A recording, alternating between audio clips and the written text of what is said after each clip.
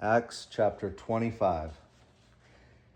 Now when Festus was come into the province after 3 days, he ascended from Caesarea to Jerusalem.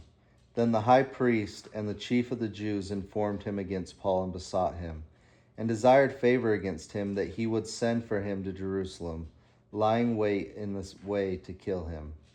But Festus answered that Paul should be kept at Caesarea, and that he himself would depart shortly thither. Let them therefore, said he, which among you are able, go down with me and accuse this man, if there be any wickedness in him.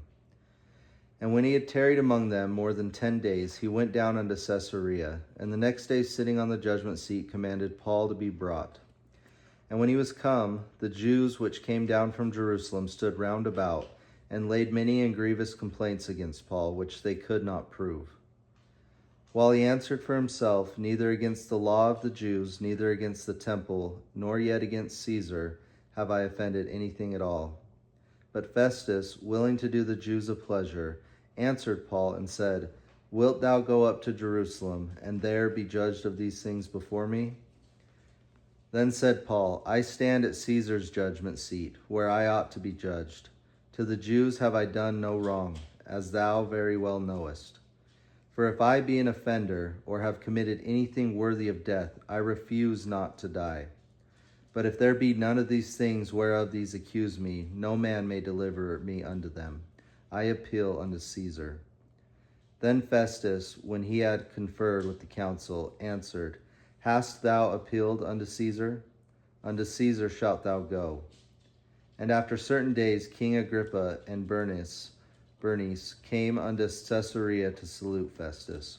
And when they had been there many days, Festus declared Paul's cause unto the king, saying, There is a certain man left in bonds by Felix, about whom, when I was at Jerusalem, the chief priests and the elders of the Jews informed me, desiring to have judgment against him. To whom I answered, It is not the manner of the Romans to deliver any man to die, before that he which is accused have the accusers face to face, and have license to answer for himself concerning the crime laid against him.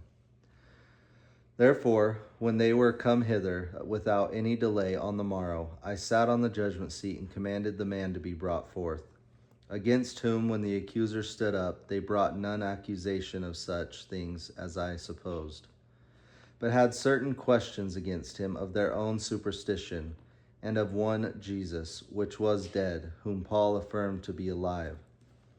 And because I doubted of such manner of questions, I asked him whether he would go to Jerusalem and there be judged of these matters. But when Paul had appealed to be reserved unto the hearing of Augustus, I commanded him to be kept till I might send him to Caesar. Then Agrippa said unto Festus, I would also hear the man myself. Tomorrow, said he, thou shalt hear him. And on the morrow, when Agrippa was come, and Bernice with great pomp, and was entered into the palace of hearing, with the chief captains and principal men of the city, at Festus's commandment, Paul was brought forth.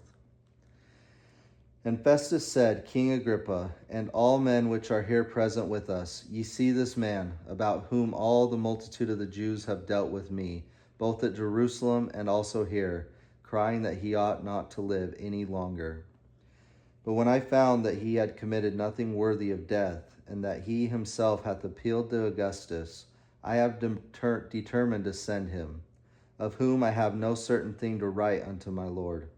Wherefore I have brought him forth before you, and specially before thee, O King Agrippa, that after examination had, I might have somewhat to write. For it seemeth to me unreasonable to send a prisoner, and not withal to signify the crimes laid against him.